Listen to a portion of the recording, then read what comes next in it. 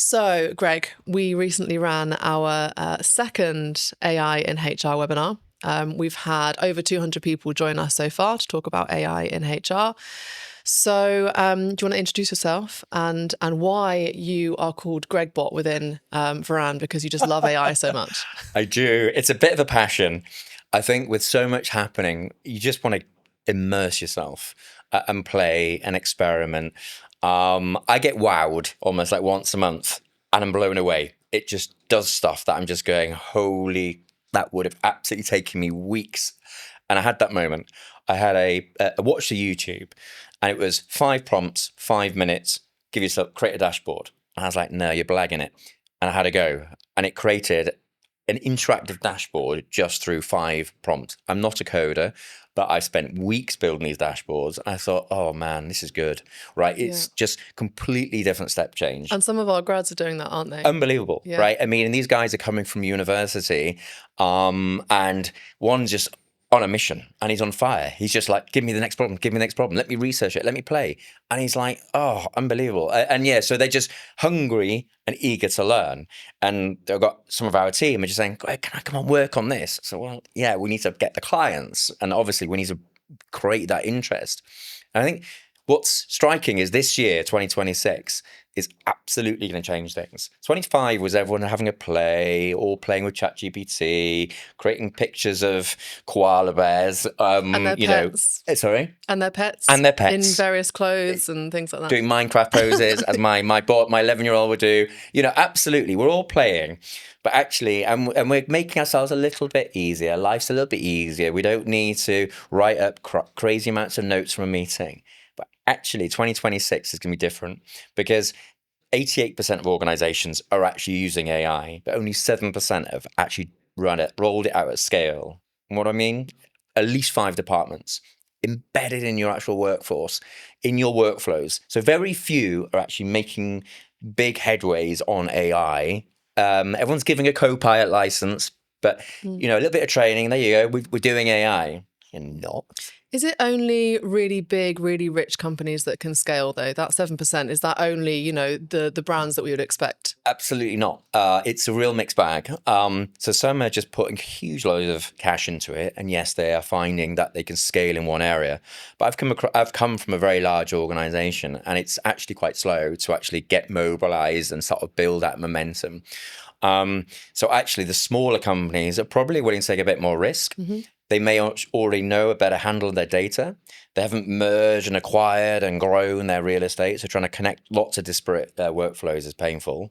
So as an example, we're looking to, take on a service now and actually plug all our data in with AI because we know where that data sits. So typically organizations slow down because A, they don't know really where they're going. They haven't really addressed the priorities, or B, their data is a mess and actually they need to work on their foundations. Yeah, it's a good point. So we ran a dinner recently and we had lots of different speakers. We had HSBC, we had UK government there.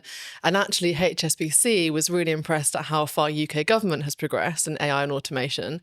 But they were saying, look, we've got 100 countries versus your one. So it is from a data protection and data security point of view, much easier for you to innovate, even though the perception is that public sector is way behind and they're stuck in the 80s. That's right. And I think what we typically see in productivity, there's the kind of the personal productivity. I can make myself a bit more efficient because I can email more quickly.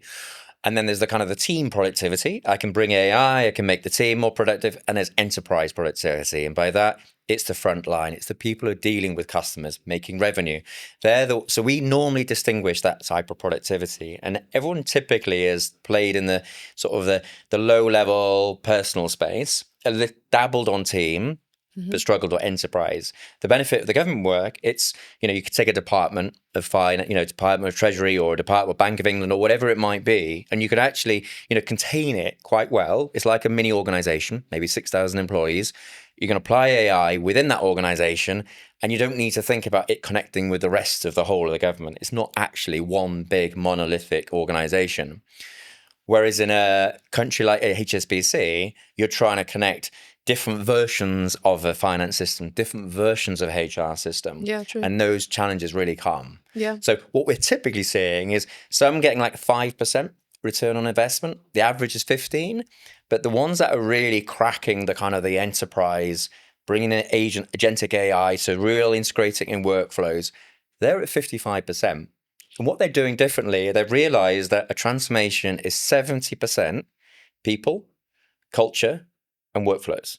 The tech and tools, 10, 20%. So right? the same message we've been saying for the past 20, 30 years Yes. about cloud. Exactly. Yeah. It's not just throw technology and see what sticks, right? It's a huge transformation. I think, and you need to have all that training, all the engagement, all the comms, all the things that, we do really well with Varan because we invest in people who get people, right? Yes, you do need to have some architecture work. Yes, you do need a bit of tech. What we really need is a strategy, and you need focus, the usual good things around governance just to make the change stick.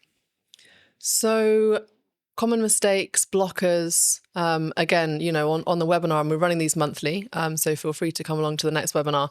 We polled people, didn't we? We asked people what their biggest challenge or blockers were to maximizing ROI in AI, because like you said, 90% are doubling in it. Maybe we're using Copilot and ChatGPT to make nice pictures.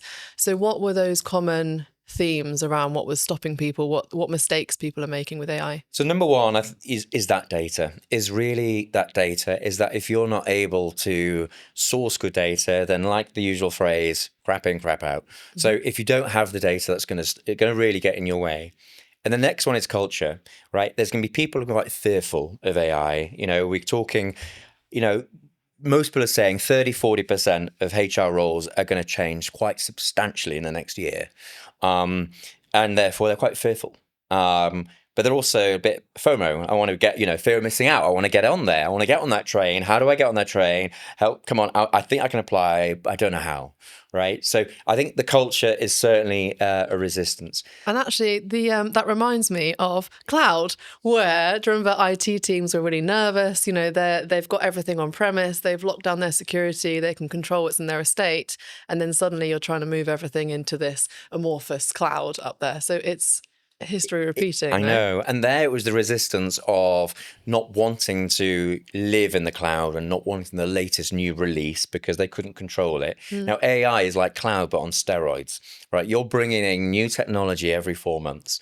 It's cloud and some, because if you can't take that new thing, right, whatever that new AI thing is going to be, whether it's an agent, whether it's a super agent, wherever it is, if you can't look at it and adopt it, bring it into your real estate, work with procurement to bring it in, then you were going to struggle as an organization. So I think it's all those good things that we've learned through cloud, but now it's kind of now doing it on a much more iterative sort of cycle. And actually, talking about agentic, there are different types of AI. So not all AI is equal. Most people on this podcast are being sold AI by 10 different vendors. They're incumbents, niche providers, they're HR systems providers, finance, etc. Can you go straight to agentic? Is there like a maturity? No. Do you have to start with automation, then go? How does that work? So normally, as you rightly say, there's a couple of different types of AI. Let me kind of give you a couple of examples. So there's one what we normally use, which is like generative AI.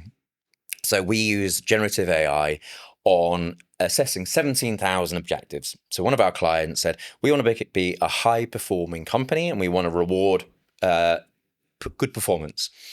You've got to start with, are we setting good objectives? So we analysed 17,000 objectives, scored each one on a SMART framework. We all know what SMART is. And we could quickly identify those managers and those objectives that just were never going to drive high performance. And we did that in hours. So that generative AI is basically looking at sentiment. So it takes the words and then creates meaning from those words. So generative, it will either generate a score or it'll generate brand new content, a podcast or a script or a blog post. So that's the sort of generative AI. There's also the machine learning. That's been around a while, right? It's not new with AI. What's new with AI is how you can access it. Before, I used to hire data scientists. I had a data scientist who worked with me in Birmingham, another one in Berlin. And these guys were super brainy. I mean, just outrageous PhD quality. I'm not saying I don't always need those people, but I need far fewer to be able to tap into what I would need as a HR professional. What I need is to take lots of data and analyze it for attrition. So if I now can predict attrition to 95% accuracy, IBM have proved it. They took 30 variables, all the exit surveys, munged it all together, machine learned, and from there you can build a model. Why is that great? Because now I know exactly who I need to go and give a cuddle. I know exactly who I need to go and do some training with. I know which people I don't want to leave, so I might think about a cheeky little pay rise. So all these things you can now do as a result of being able to predict who's going to leave. So that wasn't accessible to minions and people who are just sort of day to day, but now we're building tools where that's just available. It's just plugged in. So for us, one of our first steps now with any new client is give us your data. We'll put it into our tool and it will look for those drivers, those insights on things like attrition. Right. And that's just part now of what we do as a Varan consulting proposition. I was really surprised. I was at the pub, unsurprisingly, on Friday with someone who graduated in computer science. And I said, oh, that's a good degree, because that was one of those degrees that if you had computer science, data science, you would be employable forever. But he said that he saw in The Guardian that it's now one of the most unemployable or one of the most, not in demand, kind of in surplus degrees, weirdly. So one of the things we normally advise is that you look at your workforce in terms of which ones are most at risk. When we're doing any workforce planning, as an example, we're looking at which ones are those skills that you think, okay, we need to be ready to, bring in AI and augment those AIs. So what I find with software development, and he's absolutely right, software development is number one in terms of, the one that's going to be AI's most disruptive. I mean, I must admit, if I was a translator, I would also have a bit of a squeezy bum moment and think, do I really want to be a translator with the quality of the translation out there? But in terms of kind of software development, even in law profession, there's absolutely having massive inroads, marketing, so there are some professions which are very bottable, automatable, but I don't ever think. So those roles are going to evolve, but I don't ever think they'll disappear. They'll just evolve. They'll be able to do a lot more, far more quick. Like the example of creating the dashboard, 5 prompts, 5 minutes. You can create a dashboard. And I didn't have any coding experience. And that graduate we hired who just came in and just aced the dashboard just with prompts. Yeah. There, I don't need to employ a software developer. But what I'm now finding as I roll this out is how to scale it. I need a software developer. I need them to be able to scale it, think about how you structure your backend, your database. So there's a place. Yeah. It's just in a different evolved form. And that's why you do panto on the side so that you will always have a job. Exactly. I always need a bit of panto. I mean, I can't just do this forever. So, when I retire, I'll be making more of an ass of myself on the stage. Amazing. Can't be AI, I don't think. Can't be automated. Are there any other practical gains that you've seen around productivity from AI? Yes. So the third one, which kind of what we're seeing quite significantly, and I think we'll be talking a lot more about this, is in that recruitment space. So there's the kind of the sourcing of candidates.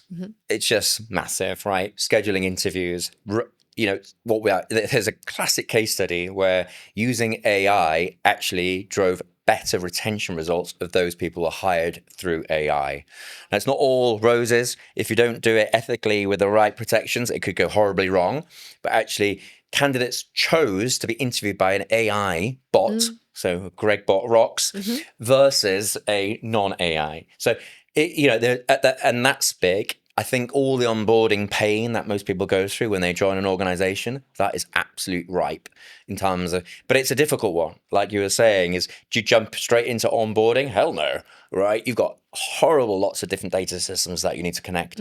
So that in any roadmap, you'd want to be thinking, maybe that'll come to that on third. If you do something new every 4 months, you'd want to start with some fairly sort of, groundwork, let's say for interview scheduling, right? Okay, if you're a high volume recruiter, rock it and knock out the interviewing. Yeah. That point, that research raises the point around trust. So lots of people say, AI might not be trustworthy. I'm not sure if I trust the results.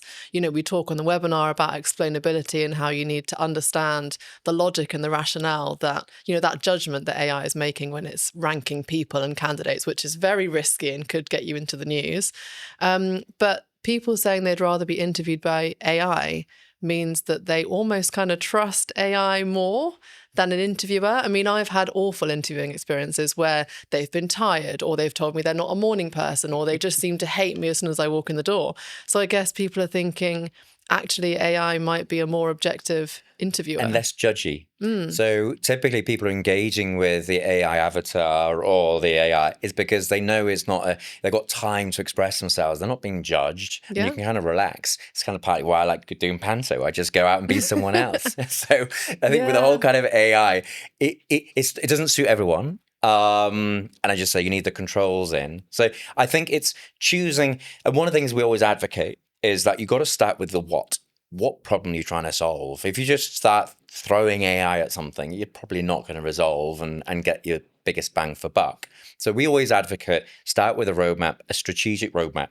So define your what. What will give you the biggest bang for your buck? Get your data. How do you make your enterprise more productive? Not just the individual human beings, but the workflows, the way you make money or you save money, typically. Once you've got that roadmap, then you can get into the how. How do I procure? How do I make sure it gets embedded with all the training and the comms and all the sort of the 70% of the effort?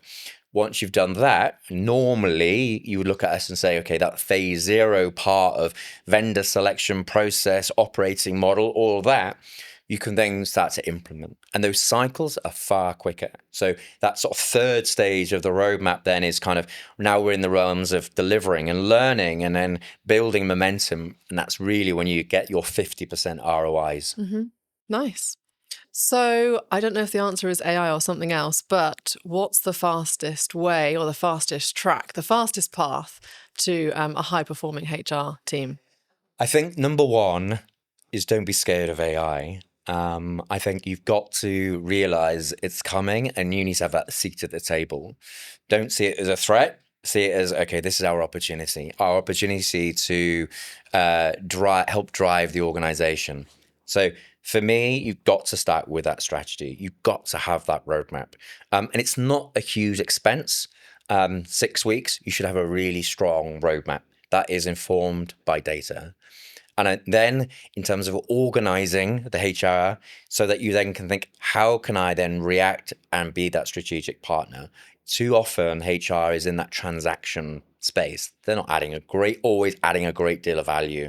They might build out HR shared service for economies of scale. I get it. And that might be a good step in that roadmap because then you can consolidate work, process, and then you can automate, which is typically easier than if you're trying to get everyone else to adopt AI. But start with your roadmap, start with the what, build out the how, and then from a HR function, you can then actually start sort of showing against benchmark that you are as productive as all your peers and your business values your strategic input. Okay, Greg. Right, Bex. I'm an HR director. Right. And we're in the lift together. And the lift breaks. So we're stuck in the lift. We've got 30 seconds, maybe a minute before we are rescued. Pitch the sprint to me, the HR sprint AI. Bex, you've got to get on board. It's 6 weeks. It's not going to cost you. You would need to get the people in a room and really say what you need to really drive your organization. So start with the what, start with the data. Make sure you've got your governance, your stream, your business case, and a roadmap to actually sell it to your business and make your business more productive, your HR more productive. It'll all come together with a strong recommendation so you can get to the next phase, which is actually saying how you're going to implement the AI. Lovely. Thanks. Ding. Ding. How was that? Thank you.